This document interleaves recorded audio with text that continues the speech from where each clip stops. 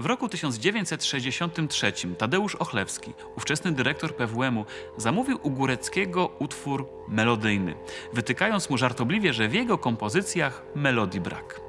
Górecki w odpowiedzi skomponował 3 utwory, którym braku melodii zarzucić już nie można.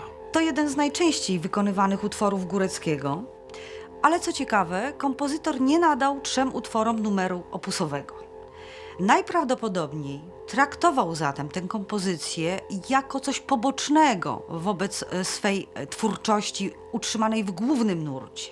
Tym niemniej kompozycja ta była dla niego bardzo ważnym ćwiczeniem warsztatowym, w którym wypracował sobie szereg środków, z których miał korzystać później. Jednak to nie jest tak, że ktoś napisze 3 utworki i że one tylko dlatego, że nawiązują do polskiej muzyki dawnej, samym tym faktem sprawią, że będą nie schodziły z estrad.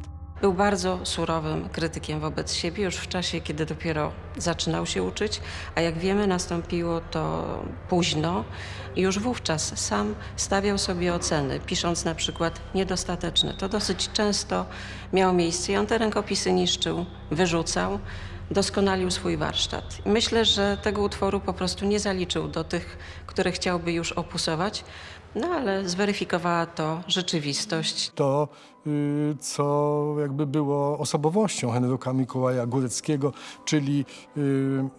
czyli albo bardzo łagodnie i 3 piana, albo piekielnie mocno i 7 forte. Istnienie obok siebie tych maksymalnie zróżnicowanych emocji i dynamik w tym utworze także występuje. Pierwsza część tej kompozycji jest piękną, liryczną melodią z akompaniamentem.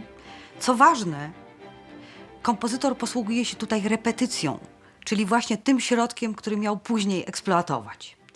Druga część jest żywym, energetycznym tańcem, też z repetycjami.